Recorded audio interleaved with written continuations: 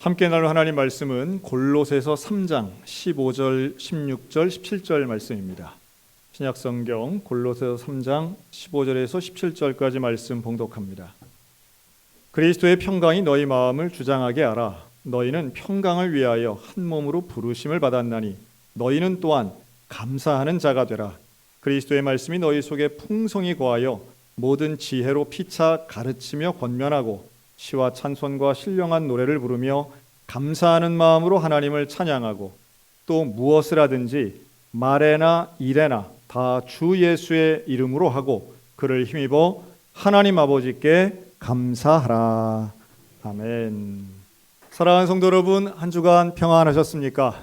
우리 하나님의 은혜가 우리 모든 사랑하는 소양교회 성도들 또 그 가정들 또 우리 온라인으로 예배드리고 있는 우리 모든 성도들 위해 날마다 함께 하시기를 주님의 이름으로 축원합니다. 자, 오늘은 영적 루틴 세우기 세 번째 시간인데요. 한번 제목을 따라하도록 하겠습니다. 행복한 인생, 감사의 습관. 우리 그 탈무드에 나오는 유명한 이야기죠. 세상에서 가장 강한 사람 누군가 하면 자기 자신을 이기는 사람이고, 세상에서 가장 지혜로운 사람, 배우는 것을 멈추지 않는 사람이며, 세상에서 가장 행복한 사람은 감사하는 사람이다라고 합니다. 데살로니가 전서에서도 분명히 말씀하죠. 너희는 항상 기뻐하고 쉬지 말고 기도하고 범사에 감사하라. 이것이 너희를 향하신 하나님의 뜻이라고 말씀합니다. 그러니까 종교나 사상을 떠나서 감사하는 생활이 유익하고 또 풍요롭고 우리를 더 좋은 상태로 만든다는 것은 누구나 다 인정하는데, 문제는 뭐냐 하면 우리가 잘 감사하지 않는다는 거예요. 감사보다는 오히려 불평하기 일쑤고 또 지금 같은 현대 시대에는 타인을 비난하거나 비판하는 것이 자신의 능력을 내세우는 일인 것처럼 착각하는 분들까지도 있습니다. 그래서 우리가 생각하는 이제 감사를 유명한 이제 감사의 세 가지가 있죠. 첫째는 조건부 감사, 가지고 있는 것, 또 잘 되는 것, 커지는 것, 뭐 이런 거에 대한 감사가 분명히 있죠. 그 두 번째는 무조건적인 감사가 있습니다. 말 그대로 의지적으로 감사하는 거죠. 이제 조금 심하게 얘기하면 억지로 감사하는 일인데, 그러나 중요한 건 세 번째, 아마 많이 들어보셨을 거예요. 그럼에도 불구하고 감사하는 게 있습니다. 즉 고난, 아픔, 슬픔, 억울함 이런 것까지도 감사하게 하는 이 놀라운 감사의 기적 같은 일인데요. 사실 이게 인생을 많이 바꾸죠. 그리고 성경에 나오는 이 감사는 결국은 우리가 어떤 상황이든지 그것을 온전하게 감사할 수 있게 하는 것, 이제 이게 감사의 능력인데요. 오늘 본문은 우리가 감사할 수 있는 이유에 대해서 그리고 감사의 방법에 대해서 말씀하고 있다 이렇게 봅니다. 먼저 이 감사의 그 근거, 이게 뭐가 있을까? 오늘 읽은 15절, 16절, 17절은 다 감사라는 말이 나오는데요. 이 세 번 나오는데 그 중에 이 16절에 나오는 감사는 헬라어로 카리스라고 하는 단어를 씁니다. 이게 은혜라는 뜻인데요. 15절과 17절에 나오는 단어는 좀 달라요. 하지만 이제 이 은혜를 감사한다 이런 것인데, 이 16절 말씀에 보면 말씀이 풍성히 거하여 우리를 가르치고 권면해서 우리가 하나님 앞에 감사로 찬양할 수 있다고 합니다. 다시 말하면 하나님의 말씀이 우리를 감사하도록 만드는 거죠. 그러니까 어떤 말씀이 우리를 감사토록 하는가?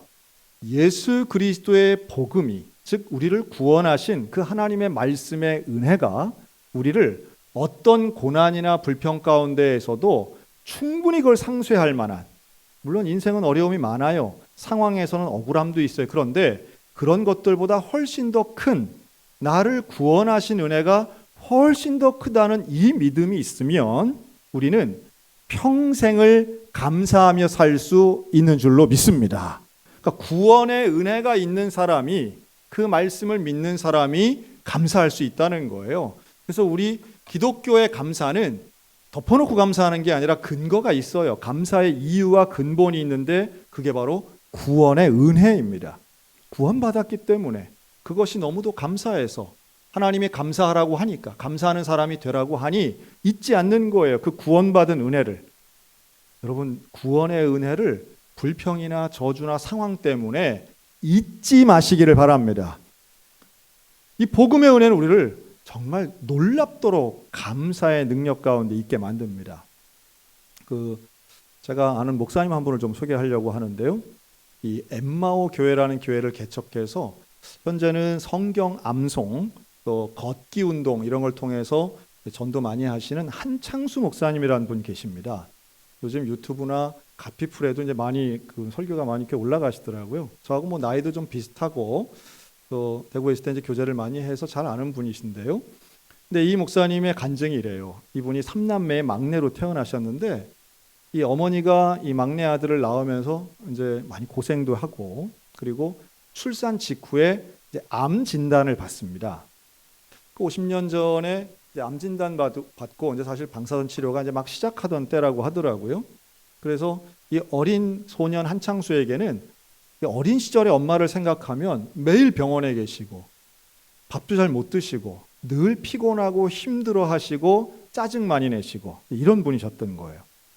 그래도 다행히 10년 이상 사시다가 결국은 이 막내 아들이 6학년 때 몰핀 중독으로 돌아가시게 되는데요. 문제는 그때부터 발생합니다.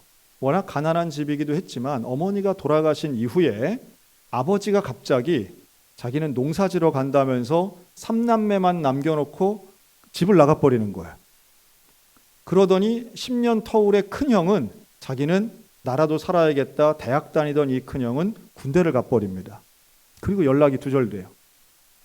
고등학생이던 누나는 고등학교 졸업과 동시에 시집을 가버려요. 그래서 이 모든 게 2년도 채 안 되는 시간 동안에 일어난 거예요. 중학교 1학년부터 혼자 살았습니다. 작은 방, 그 방에서 혼자 살 수가 없잖아요. 그래서 그때부터 어떻게 살았는가? 친구 집을 전전했다는 거죠. 그래서 이 집 가서 며칠 살고 저 집 가서 며칠 살고 그러면서 든 생각은 가족이 나를 버렸구나. 이제 이 생각이 있는 거죠. 감성으로 예민한 그 중학생 소년에게 그 얼마나 큰 상처였겠어요. 그런데 초등학교 4학년 때부터 이 한창수 어린이는 교회를 다녔는데요. 중학생이 되어서 수련회를 가고 좋은 선생님들을 많이 만난 거죠. 그리고 정말 교회에 기대고 마음을 기대고 살던 가운데에 하나님 말씀을 배웁니다. 그중에 마태복음 6장 26절이 그렇게 와닿더래요. 공중의 새를 보라 심지도 않고 거두지도 않고 창고에 모아들이지도 아니하되 너희 천부께서 기르시나니 너희는 이것들보다 귀하지 아니하냐. 근데 어떤 말씀이 그렇게 와닿냐면 내가 귀한 존재라고 하는 하나님의 말씀이 그렇게 와닿더래요. 자기는 스스로를 귀하다 생각 안 했대요. 왜냐하면 다 버림받았으니까. 그런데 하나님은 나를 귀하게 여기시는구나. 내가 그런 귀한 존재구나. 그리고 수련회를 통해서 예수님을 영접하고 구원의 은혜를 경험하게 됩니다. 제가 이런 질문 한번 드리고 싶어요. 여러분 만약에 우리 집에 중학생 아들이 있는데 걔 친구가 상황은 어렵고 사정이 힘들어서 우리 집에 와서 며칠 동안 좀 같이 자면서 생활해야 된다라고 하면 여러분 며칠이나 허용하시겠습니까? 아마도 하루 이틀은 다 대부분 허용하겠지요. 일주일, 한 달, 1년 되는 건 누구도 여기엔 쉽게 대답하기 어려울 것입니다. 그런데 놀라운 것은 이 한창수 학생이 어느 집을 가든 그곳에서 좋은 친구들이 자기 집으로 오라고 해서 가면 그 어머니들이 그렇게 잘해주셨다는 거예요. 저녁밥도 해주시고 특히나 그땐 도시락 싸가던 시절이잖아요. 창수야 네 거야 도시락이야 하고 주면 그걸 들고 다녔다는 거예요. 제가 이야기를 들으면서 그거 훌륭하고 좋긴 한데 그거 어려운 얘기인데 쉽지 않은 얘기인데 어떻게 그랬을까? 여러분 모든 어머니가 다 그런 건 아닌데 모든 친구의 어머니가 그랬다면 그것은 이 소년에게도 원인이 있다고 봐야 되는 게 정상입니다. 이 소년 한창수는 어떻게 했는가? 이 중학생 젊은 어린 나이였지만 누구를 보든 감사했다는 거예요. 어머니 참 감사합니다. 어머니 도시락 참 맛있게 먹었습니다. 그럴 때 이 어머니가 내가 맨날 싸준 내 친아들한테 한 번도 못 들은 얘기를 이 창수한테 들은 거예요. 또 해주는 거예요. 네 친구 진짜 좋다. 야, 창수 정말 애 괜찮은 아이다. 오히려 가족에겐 버림받았을지 몰라도 친구의 어머니들 지금까지도 연락하고 효도하는 그 친구 어머니들이 그렇게 잘해주셨다는 거예요. 그리고 교회에서도 마찬가지예요. 선생님들이 그렇게 잘해주셨다는 거죠. 저는 이거 뒤집어 생각합니다. 여러분, 누가 도움을 받을까요? 불평하는 사람이 도움받을까요? 감사하는 사람이 도움받을까요? 특별히 나이가 젊을수록 그건 더 심각합니다. 분명합니다. 감사하는 사람에게는 더 좋은 감사의 제목이 붙지만 불평하는 사람에게는 있던 감사도 사라지는 것이 사실 우리 사회의 논리고 원리입니다.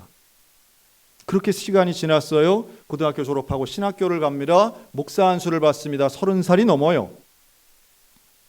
목사가 된 한창수에게는 기도의 제목이 있었습니다. 어디 있는지 모르지만 우리 가족들 예수 믿었으면 좋겠다. 그런데 30대 중반이 거의 되어갈 나이에 20년 넘게 연락 없던 아버지가 갑자기 등장합니다. 그것도 말기 암 환자가 되어서. 그 아버지를 붙잡고 목사가 된 막내 아들이 전도를 합니다. 민망함과 미안함이 있던 아버지는 복음을 받아들이고 결국 아들의 손에 세례받고 죽음을 맞이합니다. 그 아버지의 장례 때 형과 누나가 나타난 거예요. 그리고 그 자리에서 처음으로 20년 만에 이 얘기를 듣는데, 창수야, 너 어떻게 지냈니? 그 자리에서 삼남매가 껴안고 눈물을 흘리고 울었다는 거예요. 그리고 그 장례식에서 한창수 목사님이 형님을 전도하고 누님을 전도합니다. 원망거리 많지만 원망하지 않아요. 그런 것 이야기하지 않아요. 그런 것이 중요한 게 아니라 예수를 믿는 것이 중요합니다. 그리고 지금은요, 또다시 20년 세월이 지난 지금은 그 형님은 장립집사님이 되었고요. 그 누님은 개척한 엠마오 교회의 권사님이 되셔서 한 교회에서 신앙생활하고 계신다는 거예요. 너무 놀랍죠? 여러분, 분명히 불평하고 저주할 만한 거리 상황 많지만 본인은 누구보다도 인생 억울한 인생 살았다 분명히 인정할 만하지만 그걸 표현하지 않고 감사로 또 하나님 앞에 구원의 은혜로 이것을 받아들일 때에 더 큰 기적이 일어나더라는 거예요.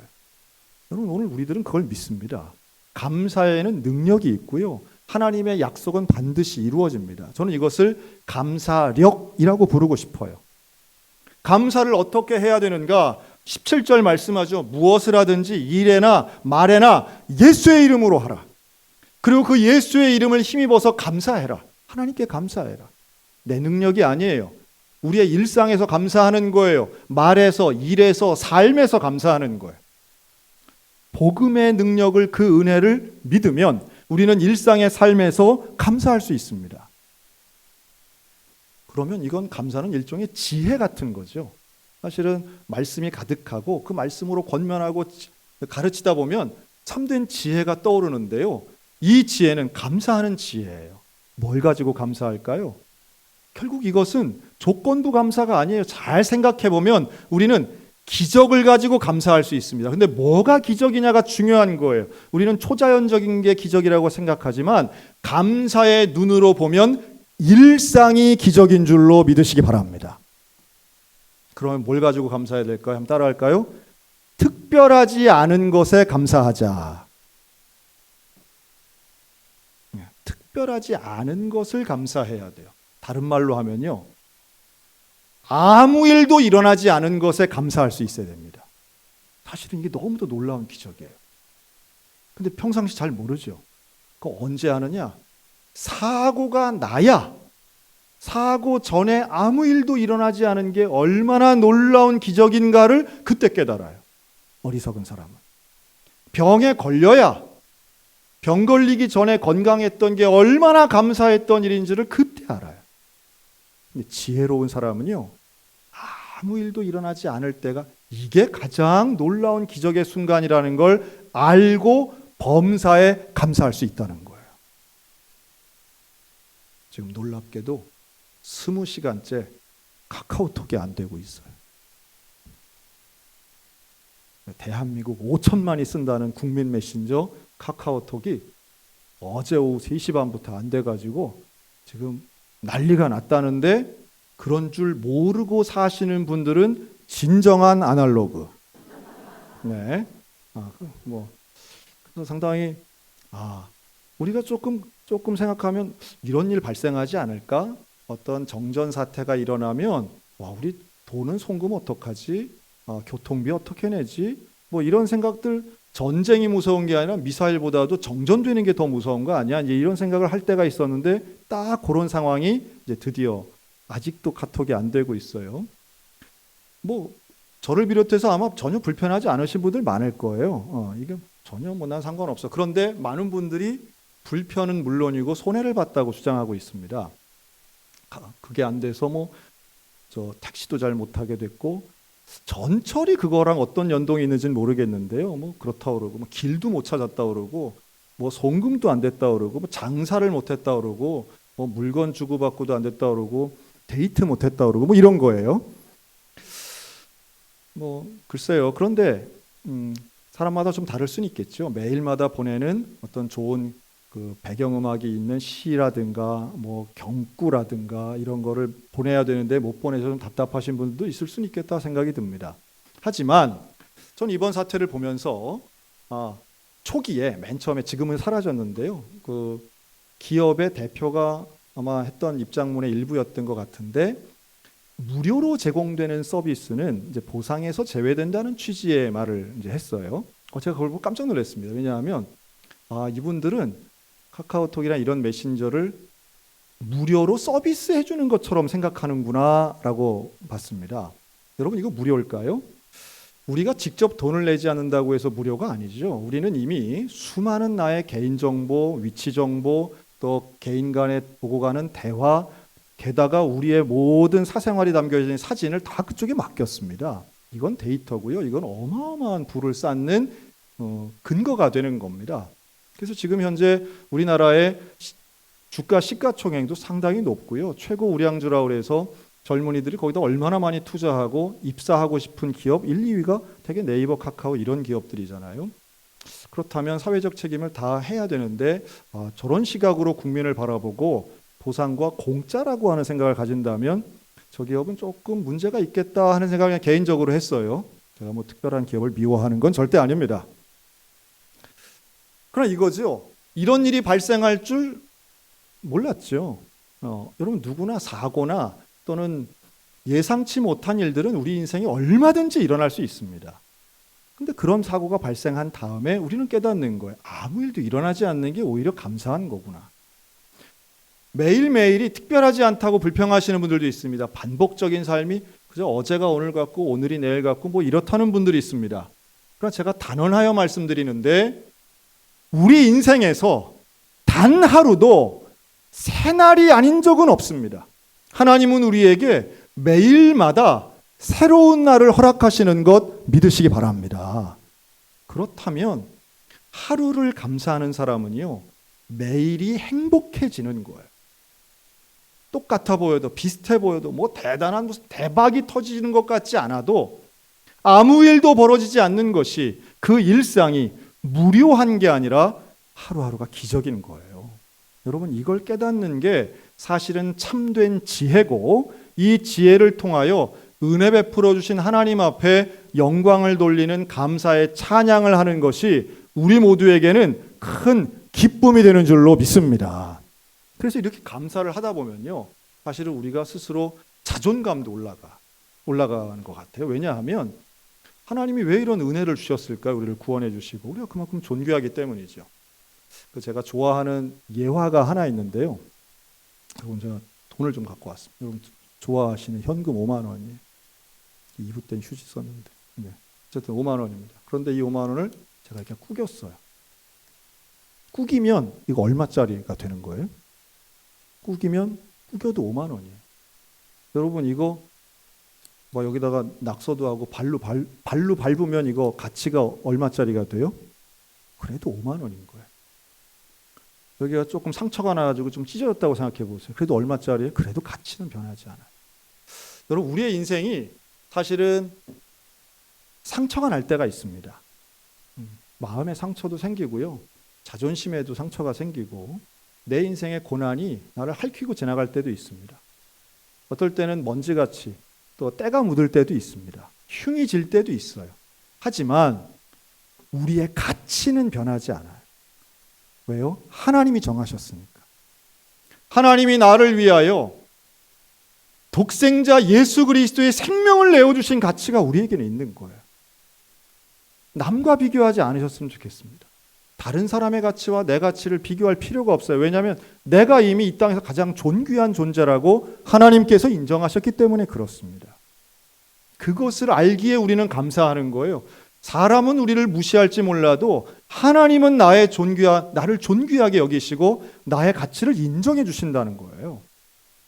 여러분, 그래서 우리는 고난을 당해도 어려움을 당해도 나를 사랑하시고 나를 창조하신 그 하나님 앞에 감사할 수 있는 줄로 믿습니다.